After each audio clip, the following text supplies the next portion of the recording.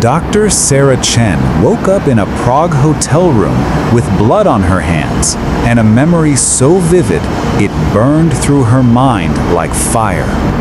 3 nights ago, she had murdered her husband, David, in their Boston brownstone. She could feel the weight of the knife in her hand, hear his last breath, smell the copper tang of blood spreading across their hardwood floor.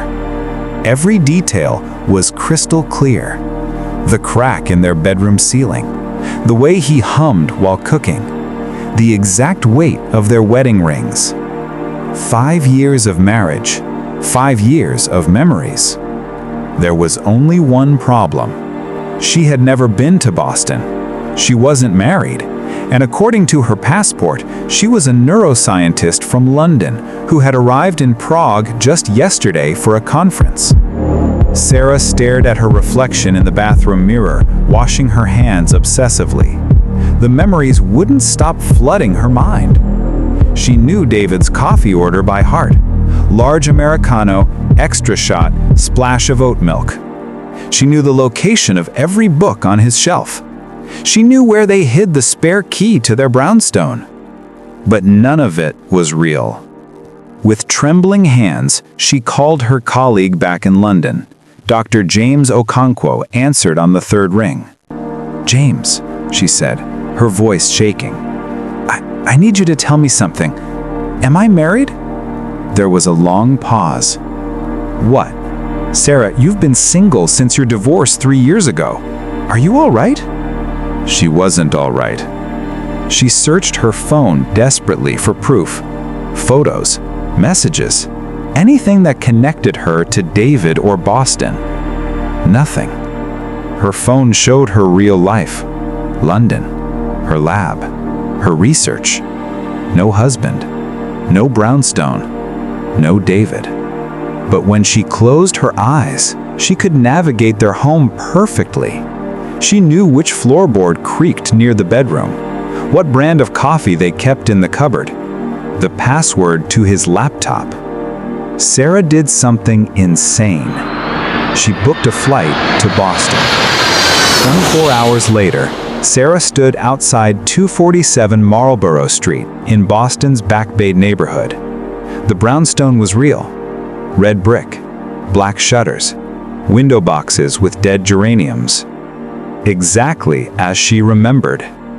Her hand shook as she reached for the doorbell. Every instinct screamed that this was madness, but she had to know. The door opened. The man standing in the doorway was David, her husband, the man she had murdered 3 nights ago. He was alive, and he was staring at her like she was a complete stranger. "Can I help you?" he asked, confusion written across his face. Sarah couldn't speak. She had prepared for this moment, rehearsed what she would say. But seeing him alive, breathing, confused, it broke something in her mind. I know this sounds crazy, but I need to talk to you, please. It's about a memory I have, a memory of you." David hesitated. There was something about her desperation that convinced him.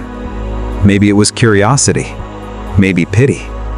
He agreed to meet her at a coffee shop nearby. They sat across from each other in a small cafe. Sarah told him everything, knowing she sounded completely insane. The memories, the murder, the 5 years they supposedly spent together. David listened, his expression shifting from curiosity to concern to something approaching fear. "Look," he said carefully, "I don't know what kind of game this is, but I've been married to Rebecca for 6 years. We met at MIT. I've never seen you before in my life." He pulled out his phone and showed her a photo, his wedding picture. The man in the photo was definitely David, but the woman beside him wasn't Sarah. It was someone else, someone named Rebecca. Yet the house in the background, that was their brownstone, the one from Sarah's memories. And his wedding ring, that was the ring she remembered. Sarah felt reality tilting beneath her. "What's your coffee order?" she asked suddenly. David looked confused. What? Just tell me, what's your coffee order? Large Americano, extra shot, splash of oat milk. Why? Sarah's face went pale. It was exactly what she knew he would say. That night, alone in her Boston hotel room, Sarah couldn't sleep. She started researching online. Memory implantation, false memory syndrome, experimental neuroscience programs in Prague. Then she found something that changed everything. A forum post from 2 months ago. The username was TrueMemory47. The post read, "Is anyone else living memories of a life they never had? Detailed, complete memories? I remember 8 years as a school teacher in Ireland. I've never been to Ireland. I'm a software engineer in Singapore. Please, I'm not crazy. Someone help me." Sarah scrolled through the responses. Most people dismissed it as mental illness. But 3 people claimed the same thing. Different lives, different cities, all impossibly detailed. One response caught her eye. It was from someone called Memory Hunter. "You're not crazy. There are 12 of us. We need to talk. Check your DMs." Sarah created an account, sent a message. Within minutes, she received a video call request. 9 faces appeared on her screen. Different ages, different countries, all with the same haunted look in their eyes. A middle-aged man with a German accent spoke first. "Welcome to the club nobody wants to join. I'm Klaus, former detective from Munich. Now apparently a family man in Oslo with 3 kids I've never met." One by one, they introduced themselves. A chef from South Korea with memories of being a concert pianist in Vienna. A nurse from Toronto who remembered 20 years as a marine biologist in Sydney. A teenager from Cairo who remembered retirement in Barcelona. 12 people. 12 impossible lives. A Japanese woman named Yuki leaned closer to her camera. "We've been researching for months. The only connection, we all visited Prague in the last 6 months. All stayed in the same district, Malastrana." Sarah's heart raced. "I'm in Prague right now. I was, yesterday." Klaus's expression intensified. "Then you need to get back there now. We found something. An old psychiatric facility, closed in 2019. Before it shut down, it was running experimental memory therapy trials." A young man with a Spanish accent named Carlos continued. "The lead researcher disappeared when the facility closed. Dr. Evelyn Cross, British neuroscientist, specialized in memory reconsolidation." A photo appeared on Sarah's screen. A woman in her 40s, cold, calculating eyes. Something about those eyes sent ice through Sarah's veins. What was she researching? Sarah asked. Klaus's voice went grim. Memory transplantation. Taking real memories from one person and implanting them in another. Her notes talked about creating memory banks, storing lives like data. Sarah's hands began to tremble. Why would someone do this? Lath and Nora. Klaus leaned forward, his face filling the screen. That's what we need to find out. But here's the thing that should terrify you. One of us has real memories. One of us actually lived the life we remember. Sarah felt her stomach drop. That means, Klaus continued, one of us actually committed the crime we remember. One of us is a real murderer, a real thief, a real criminal. We just don't know which one. The next day, Sarah returned to Prague. Klaus had sent her coordinates. The old facility was disguised as a renovated apartment complex now, but the basement levels remained untouched. Sarah found a service entrance and descended into darkness. The deeper she went, the more wrong everything felt. The basement was a maze of treatment rooms and abandoned laboratories, files scattered everywhere, equipment gathering dust. Then she found a room marked Memory Archive. Inside were filing cabinets, hundreds of them, each labeled with a number and date. Sarah's hands shook as she searched for her file. Subject 0847, admitted August 2024. She pulled it out and read. Subject successfully implanted with 5-year marriage set memory. Donor, subject 0823. Status, terminated. Terminated. Sarah's blood ran cold. She frantically searched for subject 0823's file. When she found it, everything made horrible sense. The donor's name was Rebecca Chen. The photo showed a woman who looked vaguely like Sarah. And the file read, Rebecca Chen, admitted July 2024. Memory extraction complete. Subject reported murder of spouse, David Chen, 3 days prior to admission. Seeking experimental memory removal.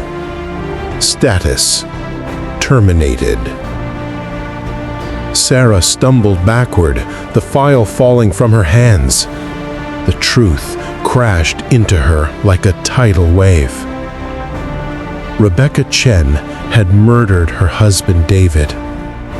Consumed by guilt, she had found Dr. Cross.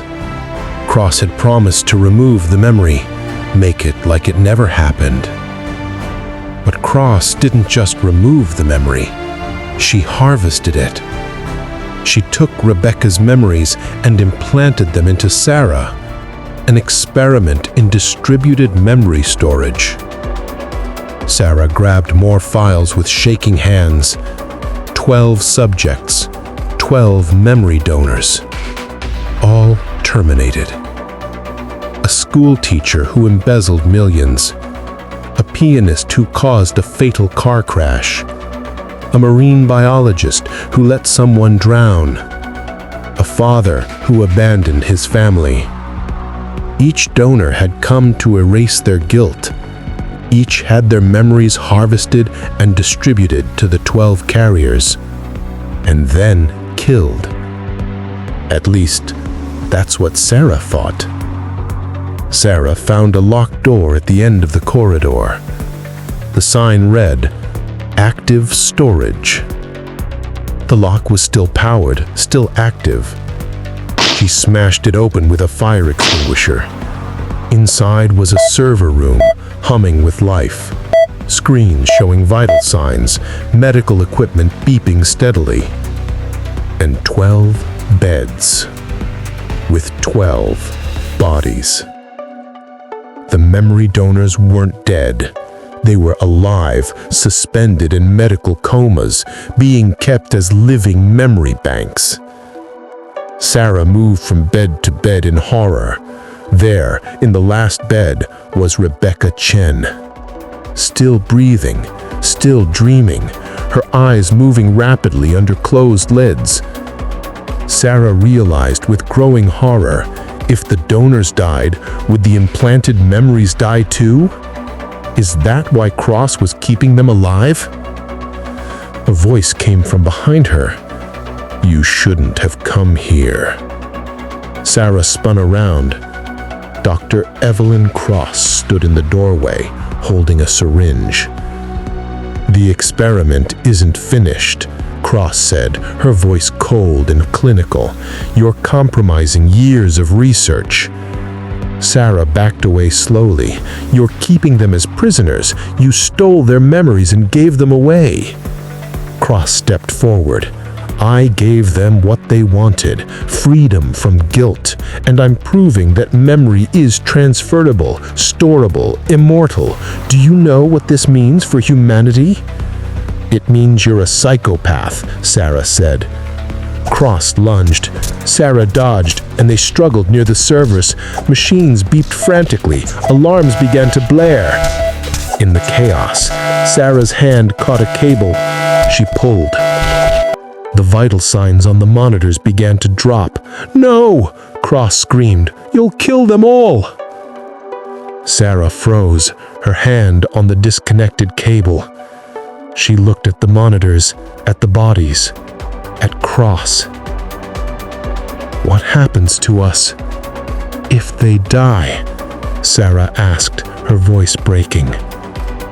Cross's desperation showed through her cold exterior. "I don't know. The memories might fade, or they might become permanent. This is uncharted territory."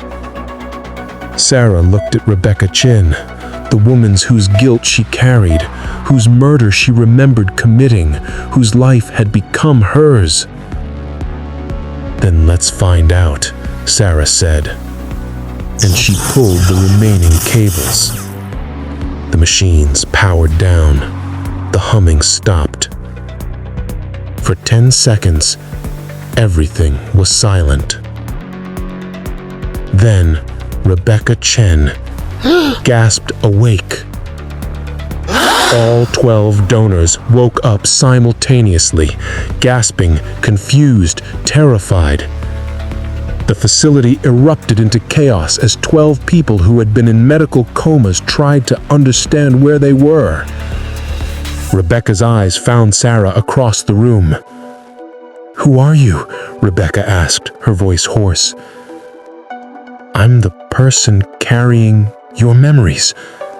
I remember killing David, like it was me, like I did it." "The murder? You remember everything?" Sarah nodded. In the distance, sirens began to wail. Klaus had called the police hours ago, giving them a timer. But as Sarah stood there, looking at Rebecca, she realized something terrifying. The memories weren't fading. If anything, they were getting stronger. And she had no idea what that meant for any of them. The experiment was over, but its consequences were just beginning. What makes us who we are? Our experiences? Our memories? What happens when those memories aren't ours? When the guilt we carry belongs to someone else? When the life we remember, we never actually lived?